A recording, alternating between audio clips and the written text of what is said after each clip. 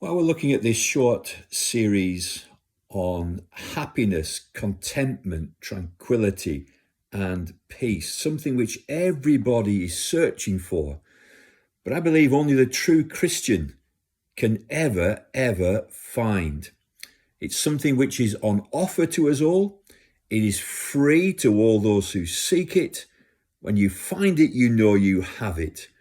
Why do so few find it and have this peace? I believe I know we're looking in all the wrong places.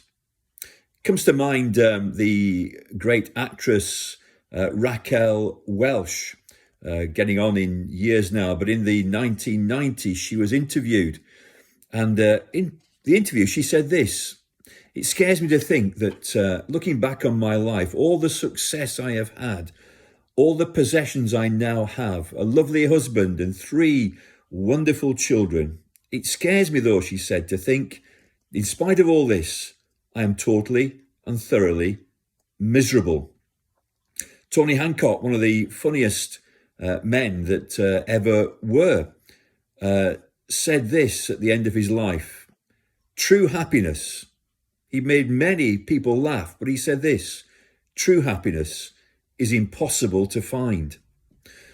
Well, Mr. Hancock, not true. You are simply looking in the wrong place. You see, we are more than physical beings. We have that spiritual dimension.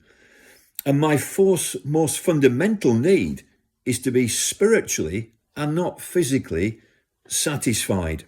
I need to be able to draw on resources that give me a contentment deep within my being. And no possessions and no positions and no relationships outside of that with God can ever meet the hole, fill the gap. Blaise Pascal said this, the French philosopher and mathematician: "Within every human being is a God-shaped vacuum." And we try and fill that gap with things, and it will never, ever work. Why aren't we happy? Why don't we know this contentment and this peace?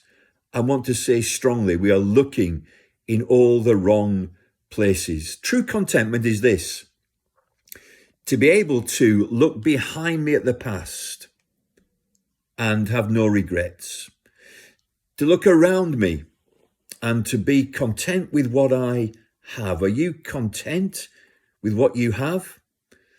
In a recent survey, again, people were asked, do you have enough? How much would be enough? And the answer was this, interestingly: no matter what the current income and resources of people were who were surveyed, they answered in this way: what I need is a little bit more. It's always a little bit more. But true happiness is to be content with what we have, to look behind and have no regrets, to look around me and be content with what I have. And true happiness is finally this: to be able to look ahead without any fears. The aging process, what's going to happen? What illnesses might face me? What might happen in society? Will there be wars? Will there be famine? What will happen to me in old age? Will I die suddenly? Will I have a lingering death? To look at death itself with a smile and to be content with the future. What can satisfy these things? What can give me no regrets in the past, a contentment with what is around me, and a certainty about the future? Well, nothing in this world can do that. It's to know those inner resources that only God can give, only God can truly satisfy.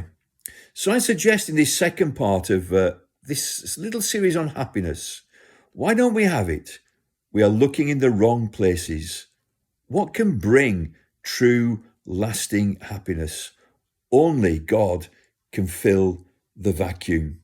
We'll make progress in the next video to look at some of the wrong places that people look for happiness, and then to begin to look at what can bring and what does bring, what certainly will bring that lasting happiness. We all face difficulties and problems, but there is a resource that we can tap into that helps us to sink, to strive on, to continue despite the storms and circumstances of life.